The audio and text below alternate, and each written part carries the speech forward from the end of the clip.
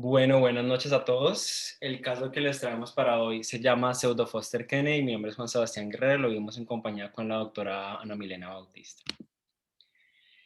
El paciente consultó el 2 de febrero de este año. El motivo de consulta fue que seguía viendo mal. Era un paciente de 74 años quien consultaba por persistencia de disminución de la agudeza visual en el ojo derecho y adicionalmente refería que hace 2 semanas notaba disminución de la agudeza visual en el ojo izquierdo. En los patológicos niega, pero en los oftalmológicos tenía una neuritis óptica isquémica anterior documentada desde abril del 2020. Pero por ahora no se había documentado exactamente cuál había sido la causa. Ese día en la consulta nos traía unos paraclínicos de noviembre y de diciembre del año pasado. Tenía un hemograma, bueno, los paraclínicos en general estaban normales, tenía un Doppler carotidio normal y una resonancia magnética cerebral, solo con cambios de microangiopatía. También nos traía un campo visual, solo el estaje del ojo derecho porque era el único que estaba afectado. Es un campo visual confiable, todos los parámetros están bien. Lo que tenemos es un defecto altitudinal inferior, un escotoma superotemporal y un escotoma nasal también, correspondiendo a la neuropatía óptica isquémica que había tenido el paciente previamente. Este campo visual había sido tomado en diciembre también del año pasado, después del evento que fue en abril, y esto ya fue secuelar. En el momento del examen oftalmológico, el paciente tenía una agudeza visual de 20-150, mejoraba 20-50 con pinhole, y en el izquierdo tenía 20-40, que mejoraba 20-25 con pinhole. En el Ishara tenía 5/11 y en el izquierdo tenía 11/11. En la campimetría manual, en el ojo derecho tenía un defecto altitudinal inferior corroborado y contaba de 2 solo por el hemicampo superior, como podemos suponer con el campo visual que nos trajo. En el examen de pupilas tenía un reflejo directo de 2/4 con un DPA de una cruz en el ojo derecho y el izquierdo tenía un reflejo directo de 3/4. Los movimientos estaban conservados, la presión intraocular estaba normal y en el fondo de ojo estos son los hallazgos. Esto es lo que encontramos en el ojo derecho. Obviamente, como fue la imagen tomada con el oftalmoscopio indirecto, pues está invertida. En el ojo derecho encontramos un disco de bordes definidos, un anillo neuroretinal pálido en la mitad superior, que iba más o menos desde M8 hasta M2. Tenía un adelgazamiento vascular también superior correspondiente a la palidez del anillo y algunos cruces arterionosos que no pudimos fotografiar.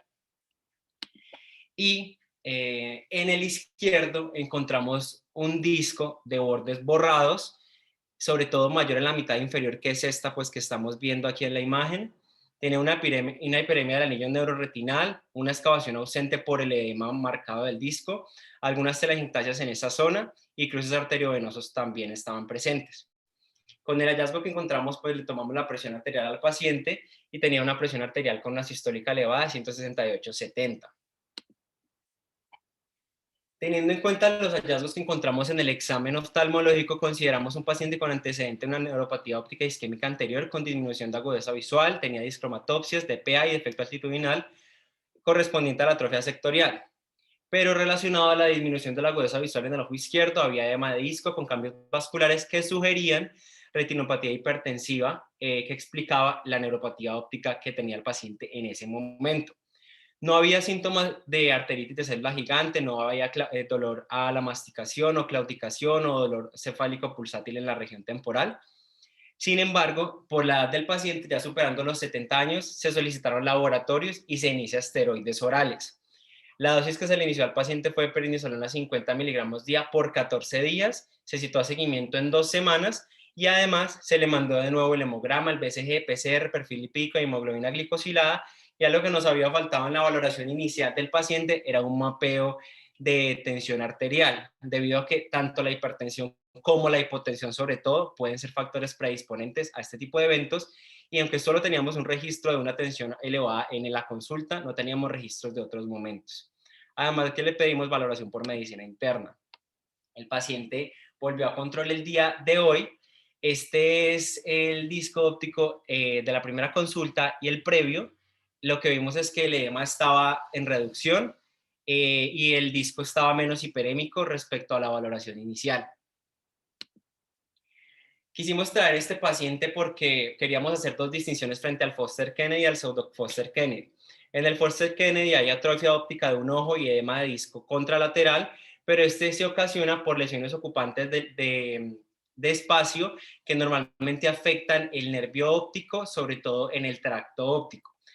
Y podemos recordar este tipo de lesiones por tres localizaciones teniendo en cuenta el FOS de Foster, que son F de frontal, O del tracto olfatorio y S del hueso esfenoides. Cualquier lesión que crezca en estos lados puede generar por el crecimiento una atrofia de uno de los nervios y en el otro lado una inflamación secundaria a hipertensión endocraniana.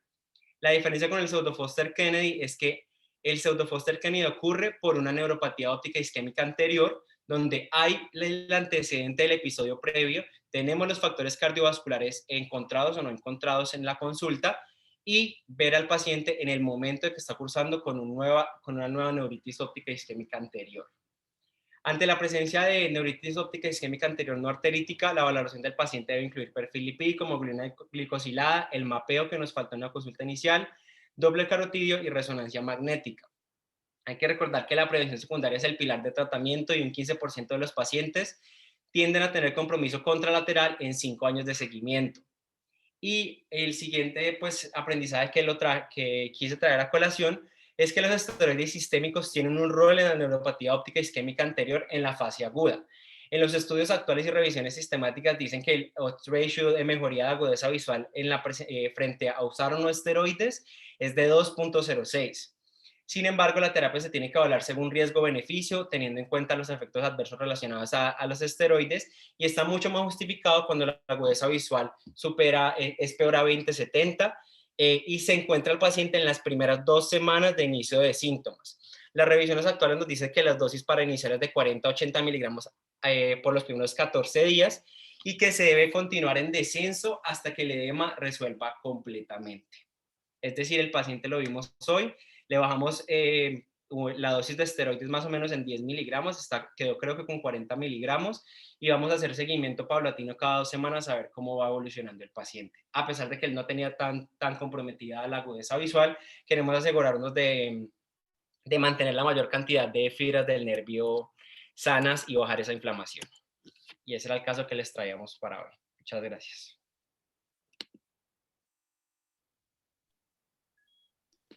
Muy buen caso.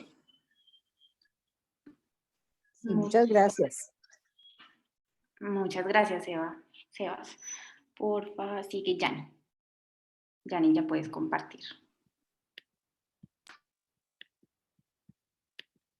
Buenas noches a todos.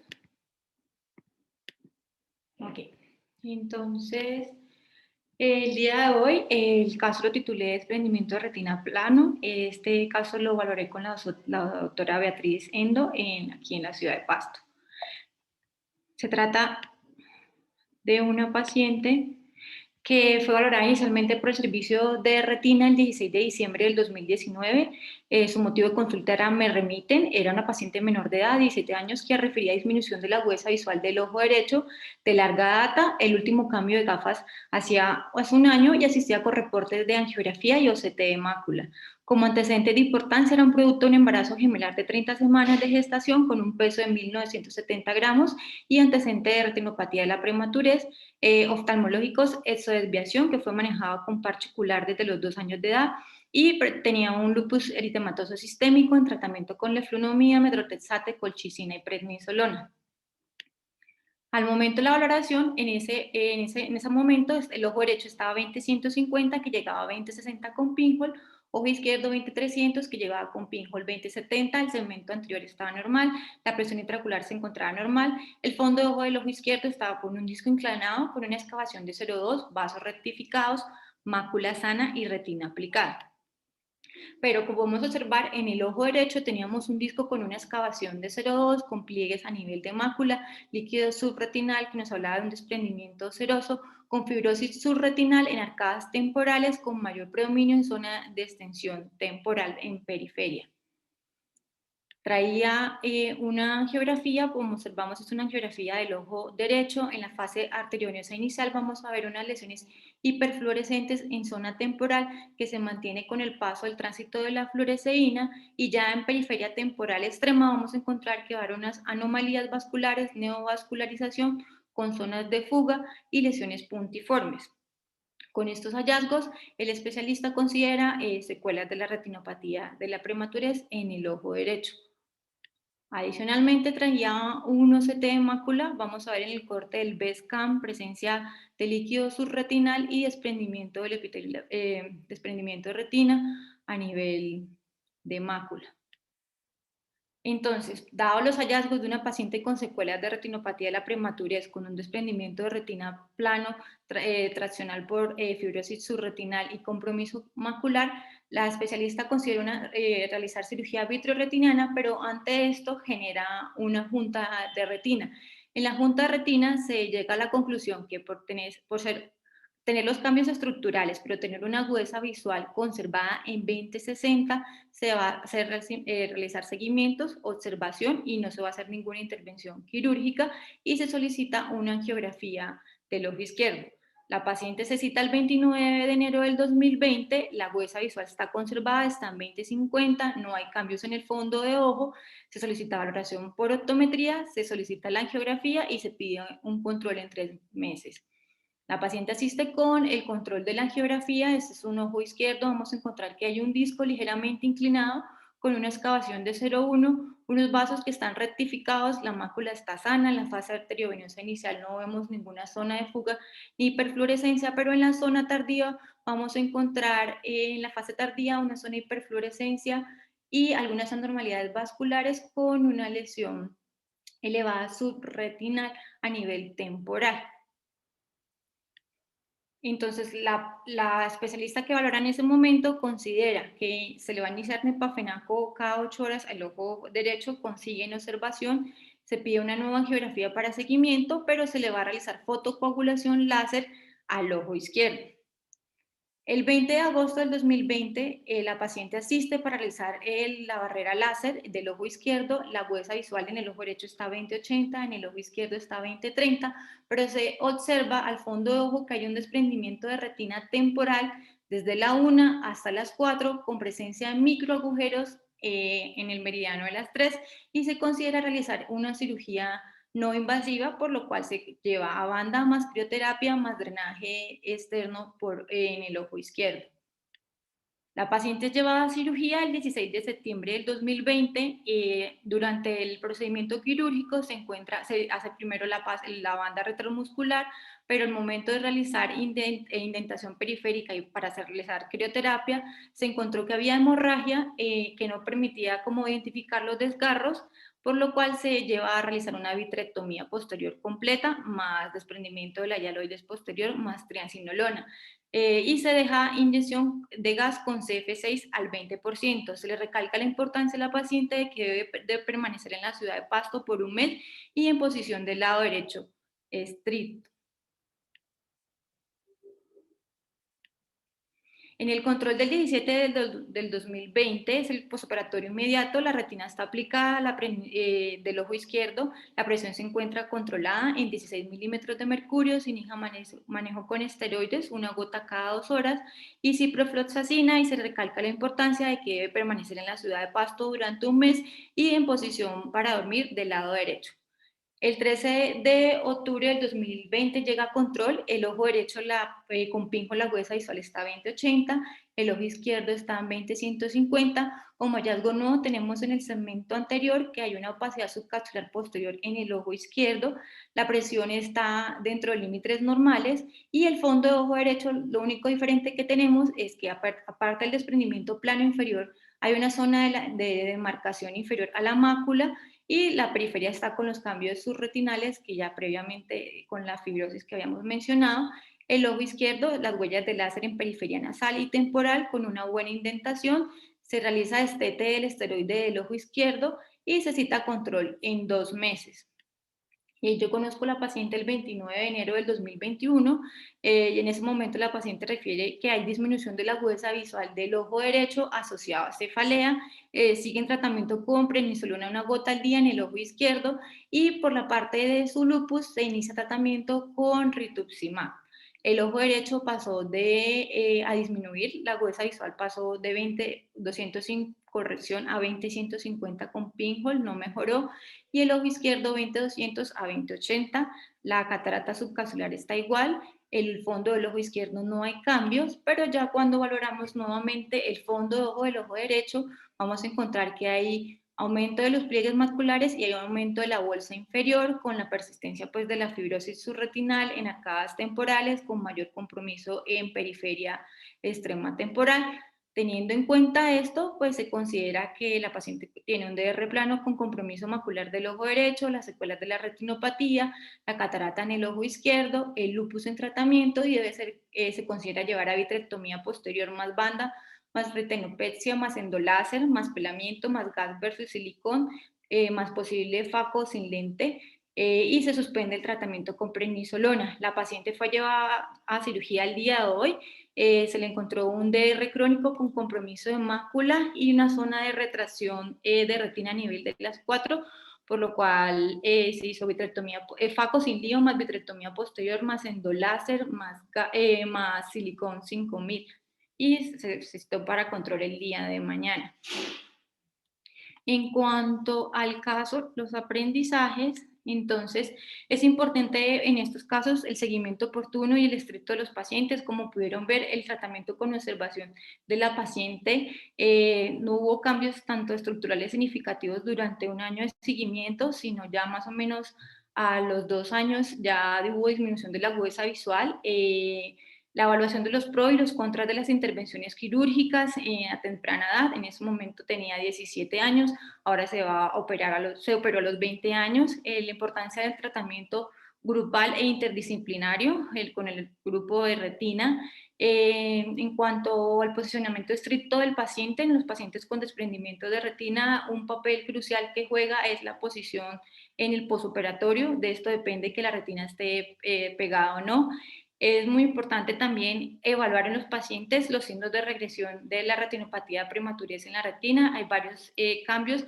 A nivel de la retina podemos encontrar que pueden haber anormalidades o rectificación de los vasos, pueden haber zonas con isquemia, también podemos encontrar que ahí van a haber zonas de adelgazamiento o zonas de la TIPS, podemos encontrar anomalías o ectopias de las máculas, adicionalmente cambios pigmentarios o podemos encontrar dragging a nivel de la mácula o sobre nervio óptico.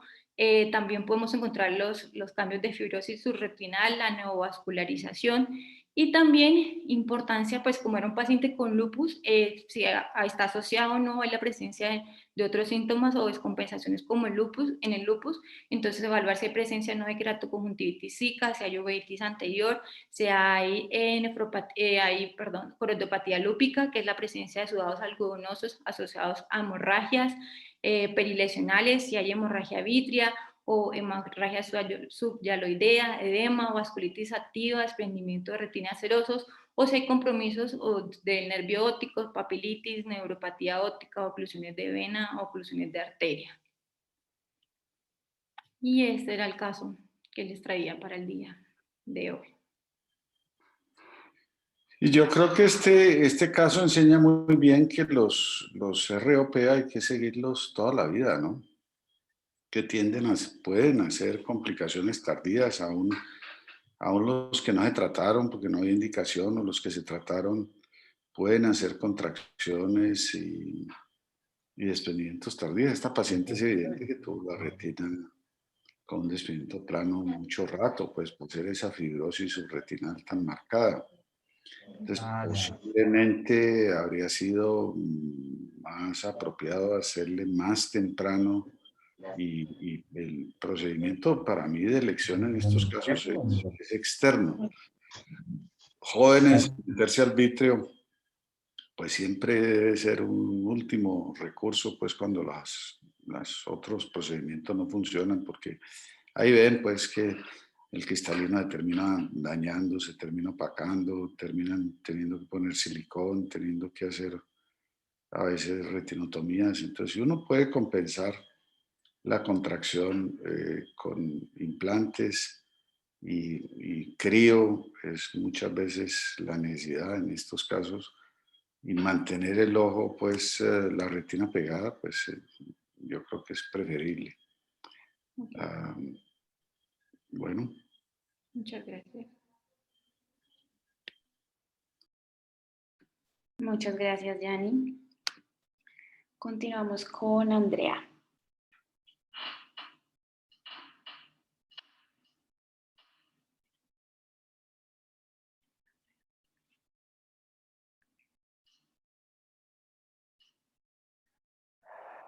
Buenas noches a todos. El día de hoy les voy a presentar un caso que vimos en la consulta con la doctora Denise Anaya de una ruptura coroidea.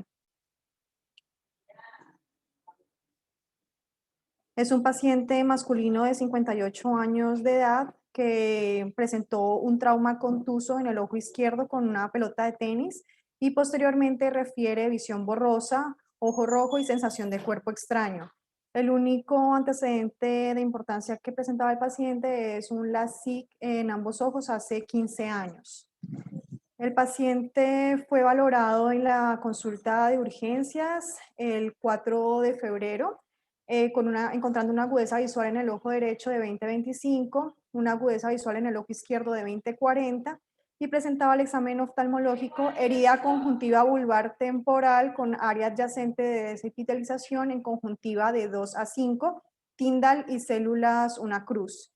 Y al fondo tenía una PIO en ese momento de 12. En el fondo de ojo, una excavación del 30% con contusión en retina periférica temporal, hemorragia lineal temporal a la fobia. Como conducta inicial, se inició manejo con Flovac-D, una gota cada 3 horas en ojo izquierdo, y Altirs, una gota cada 3 horas.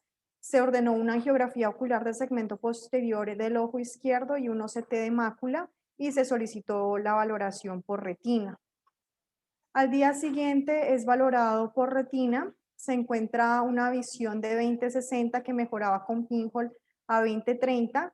En la biomicroscopía, una hemorragia subconjuntival inferior con laceración conjuntival temporal, flap de LASIK OK, una cámara anterior formada con células 2 cruces y fibras vítreas con pigmento escaso en borde temporal pupilar, no contacto endotelial, una facodonesis leve, opacidad del cristalino subcapsular posterior, una cruz, sin subluxación y presentaba una diálisis sonular de M1 a M5 con una PIO de 11. Se encontró al fondo de ojo una lesión lineal blanquecina, aquí a nivel temporal a la fobia, con hemorragia subretiniana asociada en todo su trayecto. Además, pues aquí se encontró que esto pues correspondía a una ruptura coroidea, la retina se encontraba aplicada y no se encontraban lesiones en la periferia.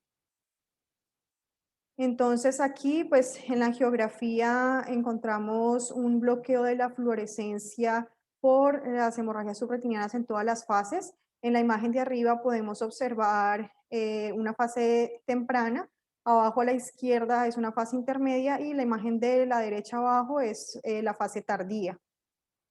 Entonces también el paciente presentaba estos OCT, pues es un corte horizontal en el que vamos a encontrar una disrupción del complejo EPR, Bruch coriocapilar, y en esta toma que es vertical también pues vamos a encontrar la disrupción del complejo EPR, Bruch coriocapilar en el área inferior.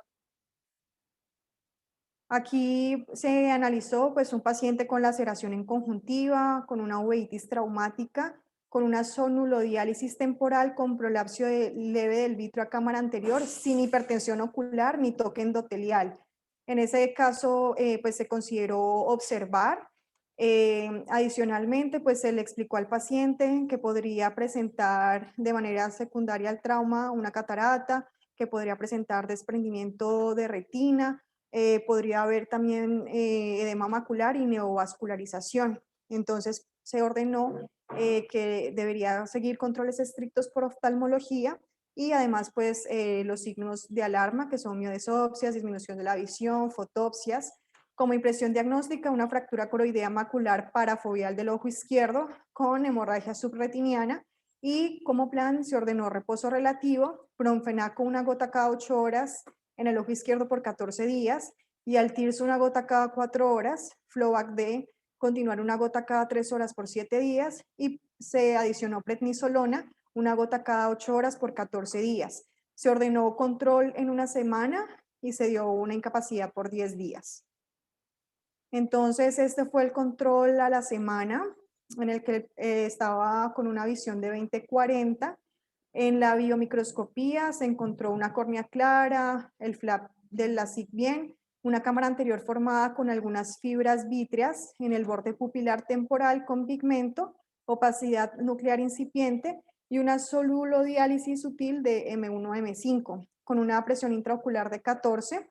Al fondo de ojo se encontró excavación del 0.1, había reabsorbido parcialmente la hemorragia subretiniana y pues se le explicó al paciente que a medida que fuera reabsorbiendo la hemorragia, entonces también iba a mejorar en algo su visión, pero pues dado la ruptura iba a presentar una cicatriz y secuelas en su visión paracentral. Entonces aquí, pues dentro de los aprendizajes tenemos que un trauma contuso directo o indirecto presenta pues diversas complicaciones, dentro de ellas está la ruptura coroidea, que se presenta hasta en el 10% de los casos. Esta puede asociarse a membrana epirretiniana, proliferación fibrovascular subretiniana y posible neovascularización. La neovascularización sucede entre el 5 a 20% de los casos, incluso puede presentarse semanas o años después del trauma ocular. Y esto pues asociado a procesos de angiogénesis e inflamación que aumentan con una mayor edad y la localización de la ruptura por dentro de las arcadas vasculares.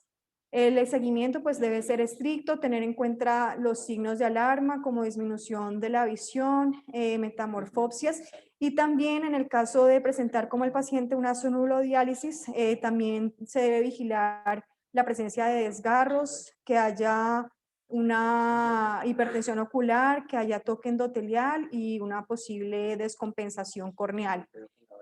Aquí pues también podemos decir que en esta patología, pues en el manejo inicial, pues no estaba indicada la angiografía, sino ya posteriormente, pues como lo acabo de mencionar, porque la neovascularización y las membranas pues no se van a dar en días, sino que pues ya se presenta a un mediano o largo plazo. Entonces, para el seguimiento sí sería necesaria esta ayuda diagnóstica.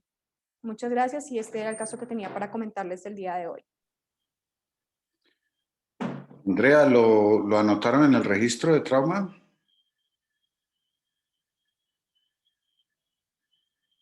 No sé si la doctora Denis esté por acá. Recuerden siempre, porque ustedes se dan cuenta que en trauma contuso pues es muy frustrante porque uno no puede hacer mayor cosa y los daños suelen ser serios, pues y afectan el polo posterior. Entonces, pues lo único que podemos hacer es prevención, es educación en prevención y en deportes pues estamos muy mal en educación. Solo hay muy poquitos deportes donde la gente tiene conciencia de usar la protección. Tenis definitivamente no es uno y como fútbol no es y vemos bastante, no es que sea una cosa rarísima, ¿no? Siempre se ve bastante y son traumas contusos casi todos, porque la pelota de tenis es blanda y es grande, pues tendría que ser una órbita muy plana y un ojo muy expuesto para tener un estallido o algo más serio. Pero son traumas de este estilo, ¿no? Con daños severos en el polo posterior y secuelas graves, ¿no? Entonces, pues por favor revisen que quede anotado porque es la herramienta que tenemos para decir cuántos pasan y con qué frecuencia se dan y eventualmente presionar para que se tomen medidas preventivas. Muchas gracias. Listo, doctor. Voy a verificar esa parte. Muchas gracias. Muchas gracias, André. Continuamos con Beatriz. Buenas noches. Buenas noches.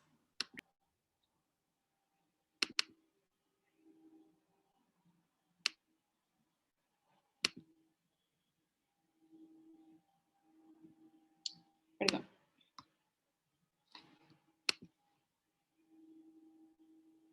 Bueno, el caso que tengo para compartir el día de hoy es un paciente que vi con el doctor Bustamante en el servicio de urgencias de un caso de toxoplasmosis ocular. Se trata de un paciente masculino de 31 años que consultó el 11 de febrero por visión borrosa. Él refiere que lleva más o menos 10 días de evolución consistente en dolor ocular izquierdo asociado a disminución progresiva de la agudeza visual del mismo ojo. Ya había consultado 10 días atrás a su IPS, donde enfatizó que estaba viendo muy mal por ese ojo. Sin embargo, le dieron manejo analgésico y egreso. Ante la persistencia del dolor, reconsulta. Dentro de sus antecedentes patológicos fueron negativos, oftalmológicos negativos, y en el examen físico pues encontramos que en el ojo izquierdo evidentemente tenía una agudeza visual de cuenta dedos a 1 metro, no tenía ninguna corrección con el pinhole.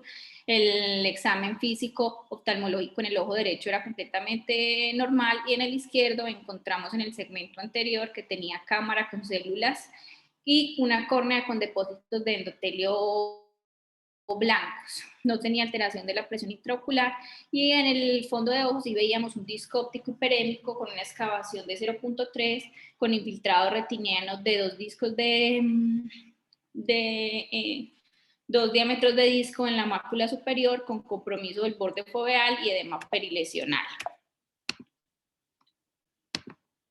Esta es una imagen ilustrativa pues de lo que estábamos viendo en ese momento. Se realizó el diagnóstico de una toxoplasmosis retinal activa. En ese momento se le inició clindamicina, trimetoprim sulfa. Se decidió iniciar prednisolona ante el compromiso de la agudeza visual, y se le indicaron también antiparasitarios y una valoración urgente por retina. Retina lo ve el día siguiente, donde considera que tiene abundantes condensaciones vítreas con un disco hiperémico excavado con el infiltrado retiniano descrito previamente, con compromiso del borde foveal y el edema perilesional, y con vasculitis cercana a la lesión y una periferia sin lesiones. Realiza el diagnóstico de la toxoplasmosis macular activa y ordena la administración intravítrea con clindamicina. Continúa con el trimetoprim sulfa, pero realiza el cambio de clinda por acitromicina. Ese mismo día llevaba la inyección intravítrea de clindamicina, donde se inyectaron 0.03 S de clindamicina intravítrea. Se realizó el procedimiento sin complicaciones, y se encuentra el paciente en el momento en seguimiento por parte de dicha especialidad. Quisimos traer este caso porque nos llamó la atención que dentro del proceso de valoración quisimos hacer la actividad de realizar el fondo de ojo solo con el oftalmoscopio directo, en donde veíamos una clara diferencia y una opacidad marcada, y hubiese sido un paciente que ante una valoración adecuada oftalmológica por un médico general entrenado hubiese podido llegar a nosotros muchísimo antes. También el toxoplasma es el principal agente causal de discapacidad visual en pacientes inmunocompetentes, y la segunda causa más común de ceguera congénita. Es una patología en la que debemos también pensar cuando los pacientes nos hablen de visión borrosa y moscas volantes, sobre todo cuando está asociado a enrojecimiento y fotofobia. Es la causa principal de ovitis posterior y coroiditis. Hay otros diagnósticos diferenciales que debemos tener en cuenta, como son la sífilis, la toxocariasis y la necrosis retiniana aguda, y el tratamiento farmacológico debe ser realizado desde los estadios más tempranos de la infección, para así poder disminuir ese daño retiniano y del nervio óptico. Y aunque nosotros le iniciamos los esteroides inmediatamente, estos deben iniciarse desde el 3er día de tratamiento a dosis de 1 miligramo kilogramo día, esperando que ya haya muerte de las formas quísticas del toxoplasma. Y la inyección intravítrea, como en este caso, puede ser efectiva en los casos en que esté amenazada la mácula o cuando no tolere la medicación sistémica, como en el caso de las pacientes gestantes. Gracias.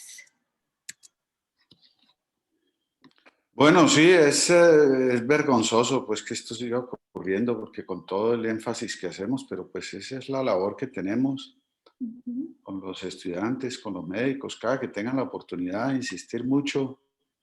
Pérdida de visión es una urgencia. Si usted no sabe qué es, remita urgente, pero no mande el paciente para la casa pues con un analgésico, con una gotica.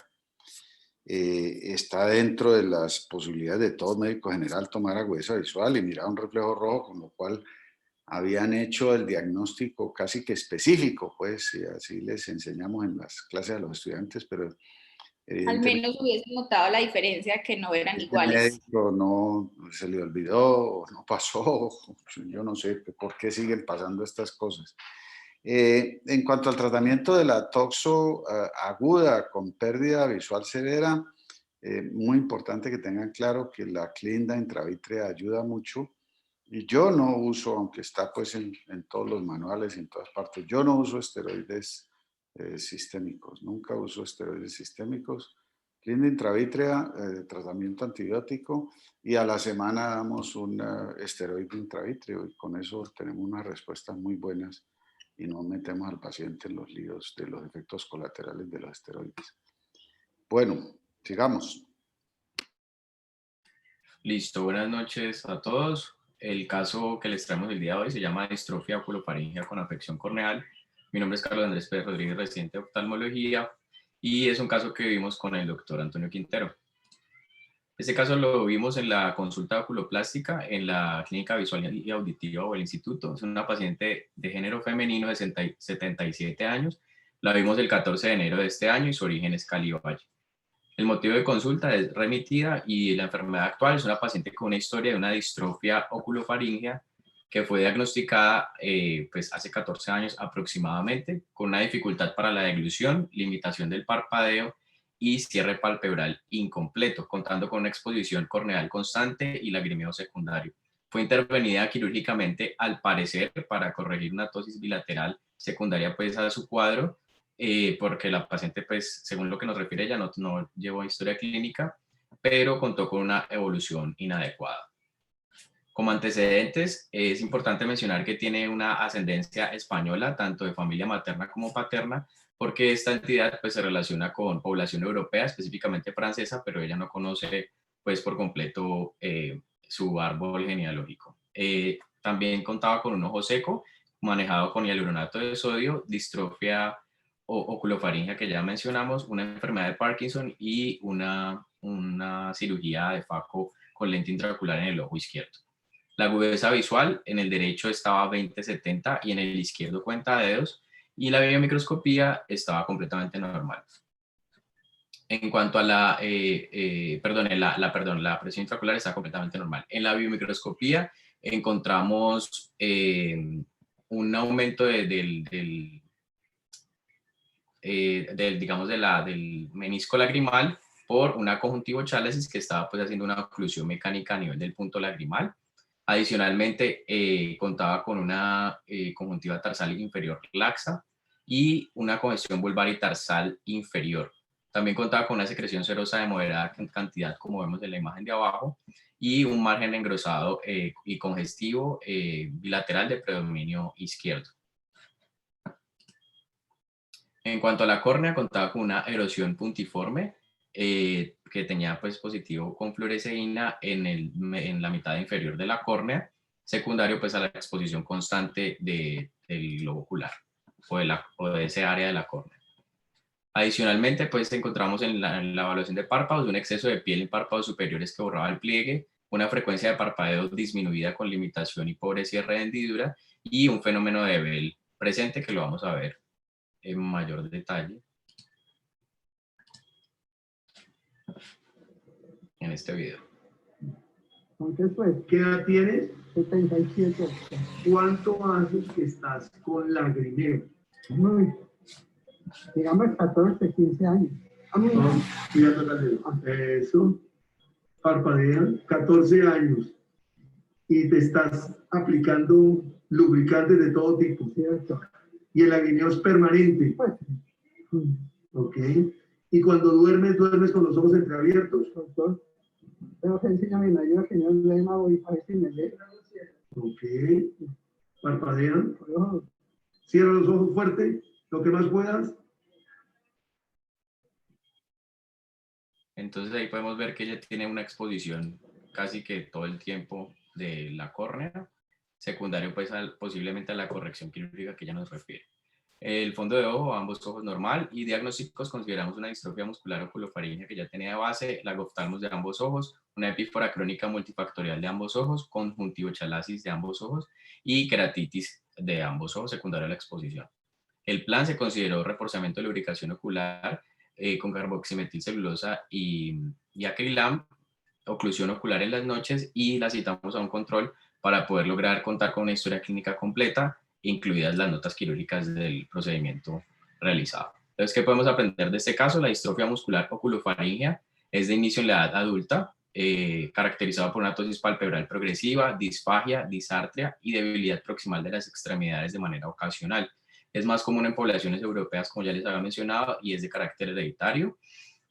Segundo, la lubricación ocular y las maniobras que permitan el cubrimiento forzado de la superficie ocular son de vital importancia para evitar la progresión de afección corneal.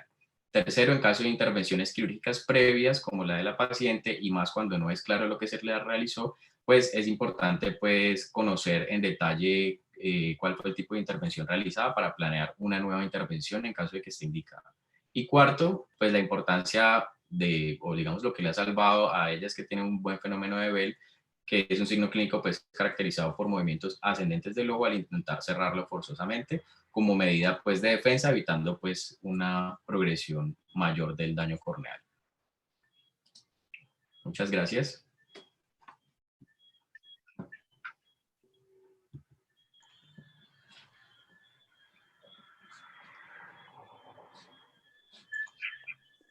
En este cuadro, lo que no nos cuadró al principio era que el paciente tenía un lagoftalmo, y usualmente se caracteriza porque lo que tiene el paciente es una oclusión permanente de los ojos. Entonces, lo que encontramos es que seguramente le habían hecho esta cirugía y la paciente poco a poco pues ha estado muy sintomática con esa lagoftalmos que tiene, que la ha salvado es el fenómeno de Bell.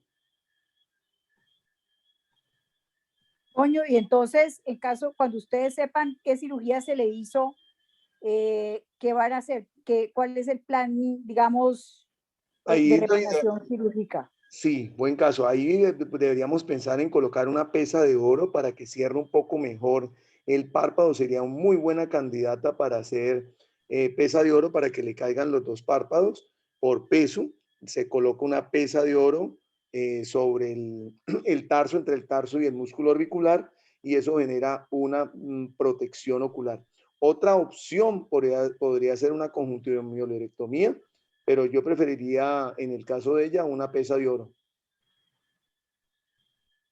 Bueno, gracias. Gracias. Gracias. Muchísimas gracias, doctor. Muchísimas gracias, Carlitos. Con gusto, sí.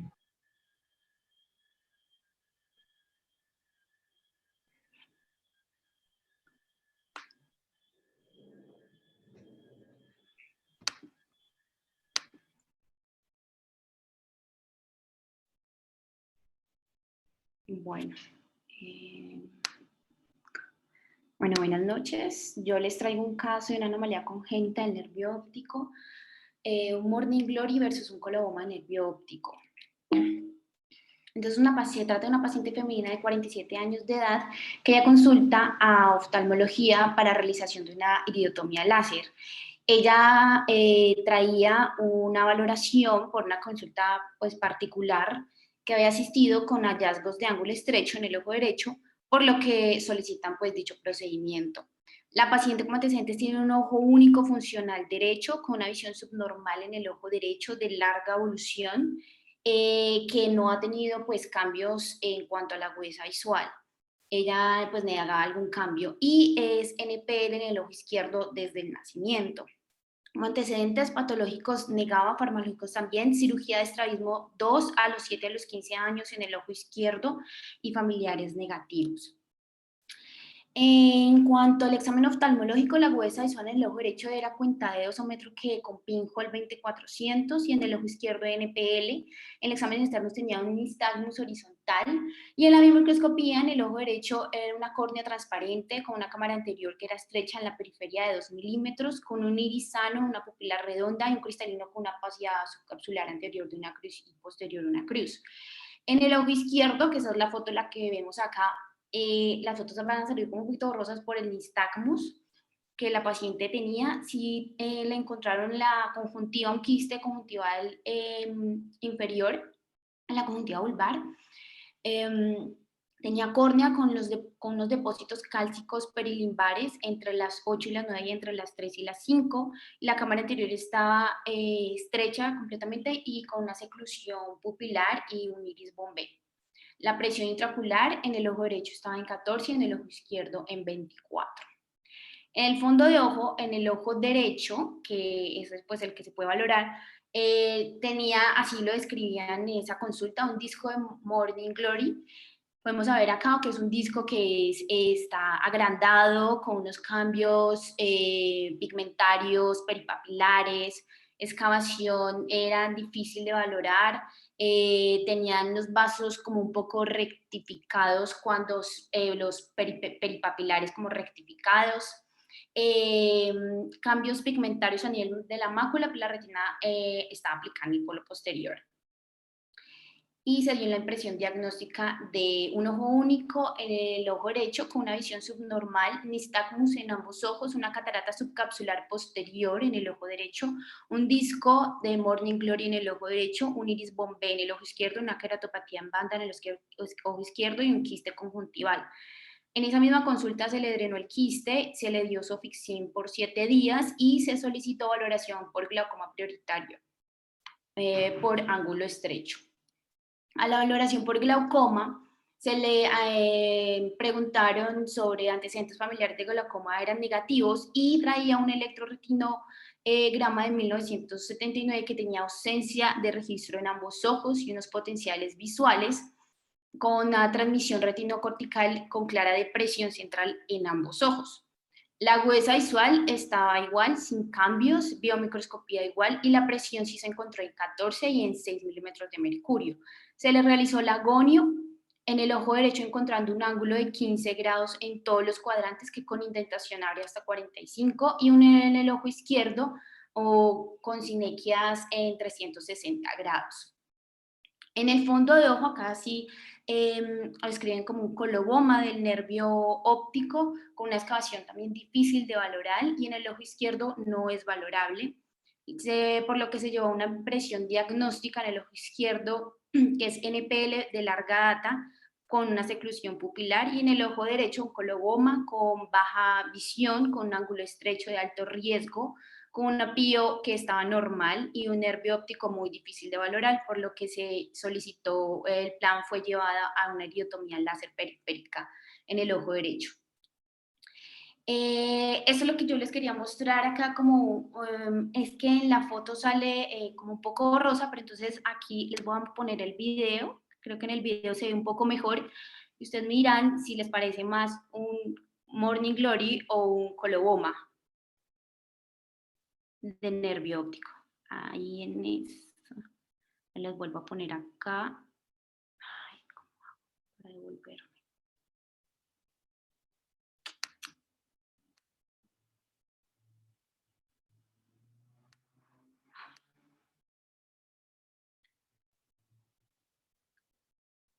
Ahí se alcanza a ver bien. Ay, ¿qué pasó? Ahí.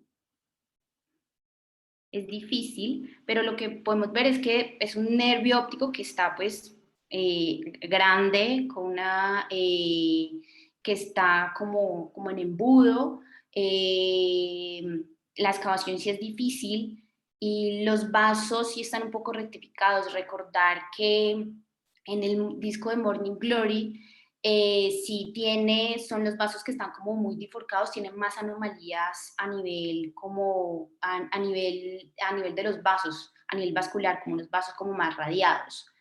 Y tiene una gran excavación, el nervio óptico está dentro de la excavación. Bueno. Por lo que los aprendizajes, en cuanto al coloboma del nervio óptico, este es secundario a un cierre incompleto del extremo proximal de la fisura embrionaria. Eso se asocia principalmente a defectos del gen PAX6 y puede involucrar el disco óptico solamente, o se puede asociar con coloboma corioretinal que cuando compromete pues toda la fisura embrionaria. También recordar que también se puede asociar con coloboma iris o coloboma de cuerpo ciliar. La mayoría se van a extender inferonasal porque pues es la última fase pues donde se realiza pues el cierre pues de la fisura embrionaria. La agudeza visual puede variar desde normal hasta severamente deteriorada, y el coloboma sí puede estar asociado con síndromes como Aicardi, de Goldenhar o de Char, que son síndromes genéticos. El disco de Morning Glory, esto más que todo se da es porque hay un desarrollo normal del tallo óptico distal en su unión con la vesícula óptica primitiva. La agudeza visual también varía mucho, puede ser de 20-20 a NPL, usualmente está entre 20-100 y 20-200, más el Morning Glory se presenta en mujeres y unilateral. El coloboma no tiene distinción y la mayoría sí es bilateral. Generalmente el Morning Glory no está asociado a sus síndromes genéticos, pero sí tienen al menos 2 asociaciones neurológicas importantes, que es el enfacelocele y la displasia ipsilateral de la vasculatura intracraneal.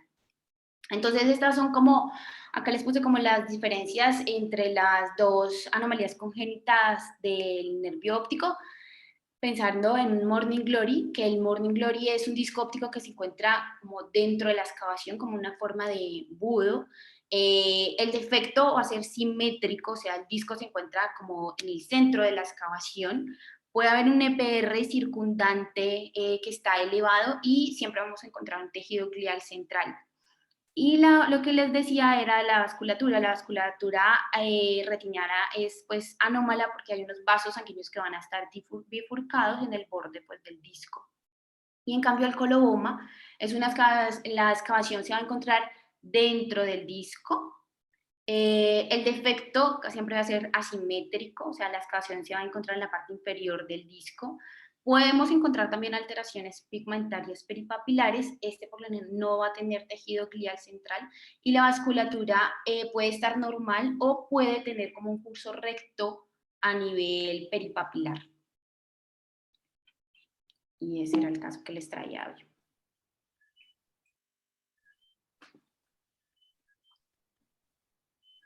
Muy bueno, Silvia. Sobre todo que es importante hacer el diagnóstico diferencial entre las dos cuando uno los ve en los niños por los síndromes asociados, ¿no? Que hay que empezarlos a buscar. De pronto uno es la primera persona que los encuentra y que encuentra el problema porque se lo llevan porque tiene alguna desviación de los ojos o le notan algo raro en los ojos. O un pediatra muy acucioso que hace reflejo rojo y encuentra un reflejo rojo anormal, porque muchos de estos ojos sobre todo los de colobomas, dan reflejos rojos anormales un poco blancos o amarillentos y se los mandan a uno. Entonces es importante hacer el diagnóstico diferencial, y lo más típico del Morning Glory es el tejido glial que se ve en la mitad, con los vasos radiados hacia todas partes, mientras que el coloboma se ve el nervio empujado hacia la parte de arriba y los vasos siguen ese trayecto como superior. Es bueno saber que Morning Glory se refiere a una flor, ¿no? A la flor que en inglés se llama Morning Glory. Yo me pasé toda la residencia tratando de entender la imaginación del que le ha puesto ese nombre y tratando de ver mañanas gloriosas en el fondo de ojos. Yo decía, ¿de dónde sacó una mañana gloriosa? Hasta que alguien me dijo, no, es la flor, mire la flor y verá que sí. Es cierto. Bueno, gracias. Continuamos con Caterina y González.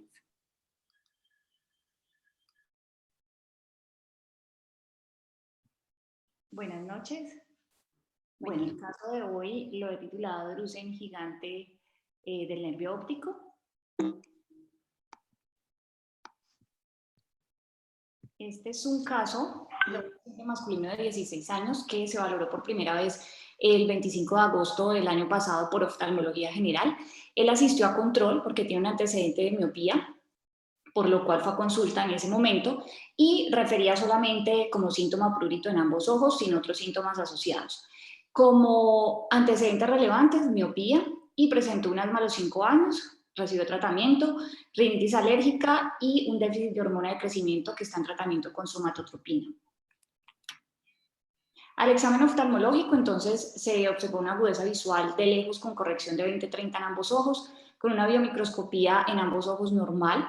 El fondo de ojo del ojo derecho estaba normal, con una excavación del 20%, y en el ojo izquierdo se describió un disco hiperémico con bordes difusos, con un aparente edema, con una excavación del 10% y unos vasos y una mácula normal. Se diagnosticó una miopía en ambos ojos, conjuntivitis alérgica en ambos ojos y un edema de papila en el ojo izquierdo. La consulta fue olodina cada 24 horas, una gota en ambos ojos, carboximetilcelulosa cada 6, y la valoración por neurooftalmología por el edema de papila en el ojo izquierdo. Al siguiente mes, en septiembre, fue valorado por neurooftalmología, encontraron una agudeza visual en ambos ojos sin corrección de 20-400 y con corrección llegaba a 20-25, con un test de colores que era normal para ambos ojos, movimientos oculares, versiones conservadas al igual que las ducciones, y el campo visual por confrontación estaba normal. Las pupilas, un reflejo directo de 4/4 para ambos ojos con un DPA negativo. La biomicroscopía estaba normal, al igual que la presión intraocular.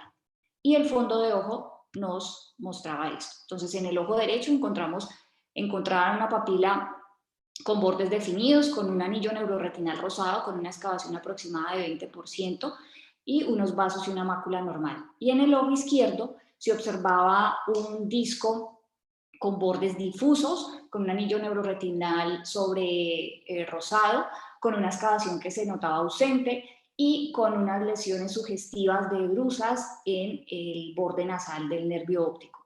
También un aumento del brillo de la membrana limitante interna peripapilar.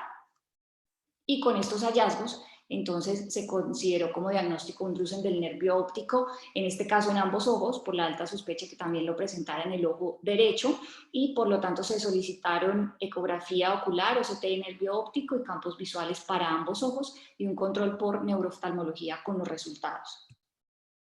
En el control de ahora, el 1 de febrero, entonces el paciente asiste con los resultados. Esta es la foto que en realidad trajo este día, pero la utilicé para ilustrar el fondo de ojo pasado, de la consulta pasada, y no habían cambios relevantes en la agudeza visual. La biomicroscopía continuaba normal, el fondo de ojo estaba normal y bueno, estos eran los hallazgos en el ojo izquierdo que permanecían. Traía entonces la ecografía que mostraba una imagen hiperecogénica con sombra acústica posterior en el nervio óptico, tanto derecho como en el izquierdo, mayor pues en el izquierdo, entonces se reportó como drusen del nervio óptico gigantes. Y el campo visual en el ojo derecho veíamos, bueno, con unos parámetros altamente confiables, con un M menor a 2, y observábamos un defecto paracentral superior, y en el ojo izquierdo, donde se evidenciaba las drusas, encontramos un ligero aumento de la mancha ciega, que a veces es más marcado en estos pacientes. El OCT del nervio óptico estaba con una capa de fibras nerviosas para el ojo derecho normal, al igual que para el izquierdo, 115 para el derecho y 105 para el izquierdo, con una capa de células ganglionares también normal en ambos ojos, y se hizo entonces diagnóstico de drusas del nervio óptico bilateral y se indicó seguimiento con un control en 6 meses por neurooftalmología.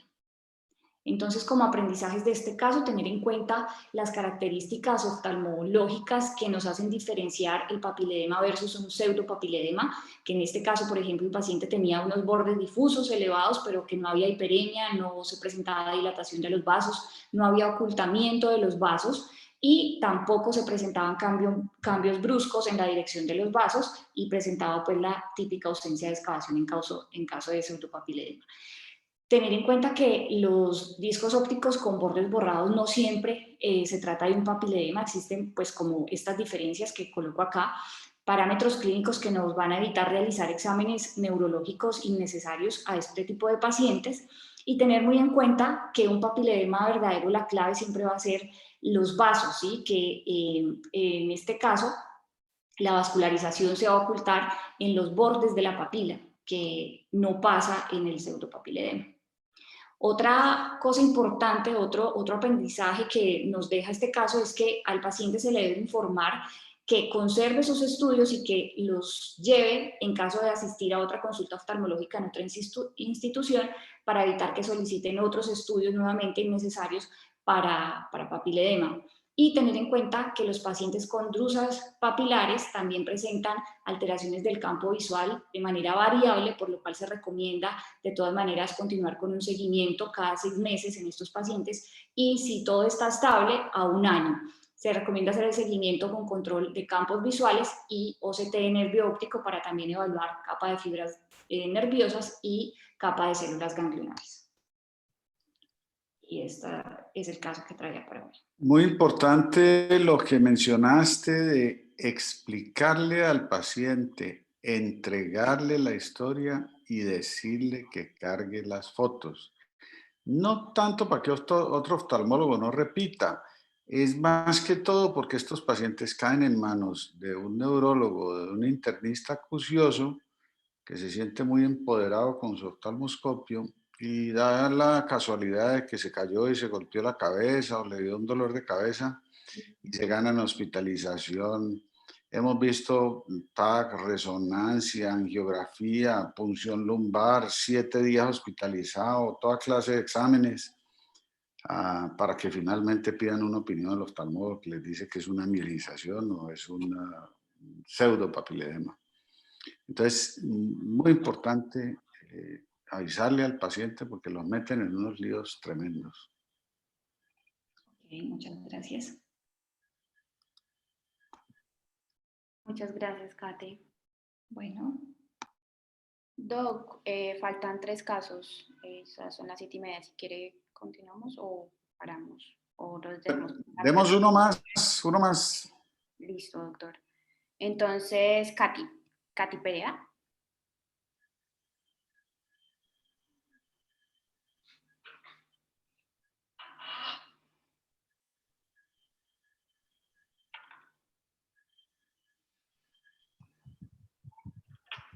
Bueno, muy buenas noches. El caso que les traigo el día de hoy lo titulé Síndrome de Moebius. Cuanto a la historia clínica del paciente, el motivo de consulta lo trae su acompañante porque viene a control. Es un paciente masculino de 11 años de edad con diagnóstico de síndrome de Moebius, con parálisis facial izquierda y un antecedente de un entropio en el párpado izquierdo, por lo cual lo estaba viendo plástica ocular. Adicional a esto tenía una triquiasis secundaria y un leucoma secundario. Tiene un antecedente de cirugía de corrección de entropio superior izquierdo, liberación de simblefaron, una dacriocistorrinostomía y endoscópica con intubación de vía lagrimal. El paciente básicamente este día acude a control y su familiar es un menor que es de bienestar familiar, acude con la mamá, pues su acompañante, la señora que lo ha cuidado desde que nació, pues lo tiene desde los 3 años de hecho, y actualmente lo único adicional que refiere es mucha secreción ocular. En cuanto a los antecedentes, pues lo único diagnosticado es su síndrome de Moebius. La cronología del paciente, entonces mirando atrás, el paciente viene en seguimiento por plástica ocular desde el año 2012. En el año 2012 fue su valor inicial, el paciente tenía 3 años de edad. El oftalmólogo sospechó en el diagnóstico. En este momento el paciente presentaba una atrofia frontotemporal, un retraso mental leve, un micropene y una ausencia testicular y pues la asimetría facial. El paciente fue remitido pues a pediatría y a genética para hacerle su diagnóstico. En el 2003 el paciente vuelve a control con oftalmología, ya con su diagnóstico confirmado. En el 2014 se realiza entonces la cirugía de corrección del entropión superior izquierdo con injerto y liberación del simblefaron que el paciente presentaba en su ojito izquierdo. En el 2014 el paciente por un cuadro de dacriocistitis izquierda presenta una celulitis preseptal izquierda y pues después de darle tratamiento se lleva a una dacriocistorrinostomía endoscópica con la intubación de la vía lagrimal. Y en el 2015, pues, el paciente, por presentar entropión recurrentes en el tercio medio del párpado superior izquierdo, se realiza la corrección, se lleva nuevamente a un proceso de corrección con retiro del tubo en el ojo izquierdo. El paciente, pues, desde el 2000 acudió a control nuevamente en el 2017, 2019 y nuevamente acude a control ahora en enero de este año. En cuanto al examen ocular, en este momento la consulta del paciente, el ojo derecho está 20/100, ojo izquierdo es PL. A la biomicroscopía, el ojo derecho es normal, el ojo izquierdo, entonces tenemos un párpado que está en adecuada posición, no recurrencia de entropión, no distriquiasis, tiene ptosis de pestañas sin contacto con el globo ocular, congestión conjuntival severa, tiene un agoftalmus de 7 milímetros, un leucoma corneal total con vascularización en 360 grados. La presión intraocular se toma de forma digital que reporta normal. Y el fondo de ojo, el ojo derecho es normal y el ojo izquierdo es no valorable. Esta es la imagen del paciente. Entonces podemos ver que su mayor afectación es en su ojito izquierdo. En cuanto al concepto, pues se cita control en 6 meses. El paciente tiene de base manejo con acrilarm 3 veces en el día en su ojo izquierdo. Este está por tiempo indefinido, debe usarlo siempre. Y Sistane está con una gota cada 4 hojas en ambos ojos por la dificultad pues, para cerrar los ojos. En cuanto a los aprendizajes, es muy importante una valoración completa del paciente. Más en estos pacientes pediátricos que encontramos de pronto cosas anormales a su examen ocular, valorarle piel al paciente, preguntar por sus antecedentes, bueno, hacer una valoración completa en el paciente a pesar de que tenemos poco tiempo en la consulta para hacer eso, pero sí debemos tratar de orientar de la paciente de la mejor forma, trabajar en conjunto con otras especialidades, ya que las otras especialidades nos van a ayudar a llegar al diagnóstico. Sin embargo, como les mostré en la línea de tiempo, el primero que lo sospechó fue un oftalmólogo, entonces es importante tener esto en cuenta y saber a quién le vamos a mandar el paciente para que tenga un adecuado manejo. Y la importancia de los antecedentes y una descripción detallada en la historia clínica, ya que pues también la misma paciente mencionaba mucho que ella iba a la consulta y pues ella estaba con este chiquito que había cogido de bienestar familiar y todos los médicos le decían algo diferente, entonces era mucha información que de pronto ya no entendía en ese momento. Ya ella maneja la patología del paciente a la perfección, de hecho tiene otros 3 niños que también tienen problemas algo similares, entonces muy importante la descripción detallada en la historia clínica, tanto los hallazgos, el tratamiento, los antecedentes del paciente que se encontró, para así también ayudar de pronto a los otros colegas a ver los hallazgos que se encontró y lo que uno está sospechando. Y si pues uno tiene la sospecha con nombre propio, ponerlo también en la historia clínica. Rápidamente, esta es la foto del paciente.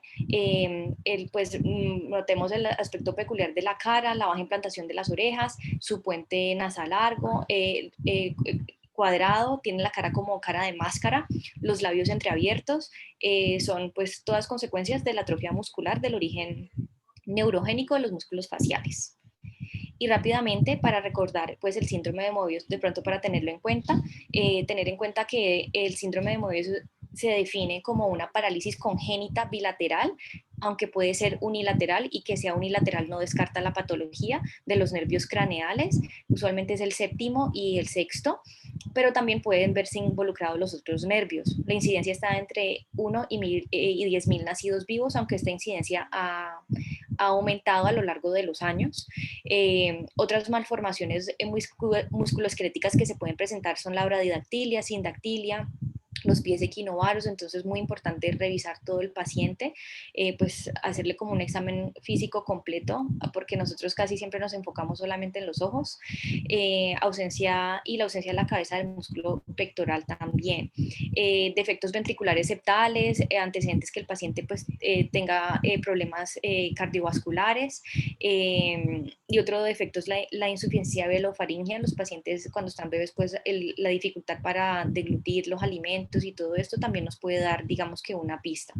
Se cataloga como una enfermedad genética por una delección en el cromosoma 13 y una translocación en el 1-11, vascular por una malformación de la arteria basilar que impide el flujo a estos nervios y así pues su deterioro o no, pues mal funcionamiento, o por fármacos como en el misoprostol, ya que en un estudio que realizaron la mayoría de las pacientes que utilizaron misoprostol como abortivo en el primer trimestre presentaron sus bebés con esta patología.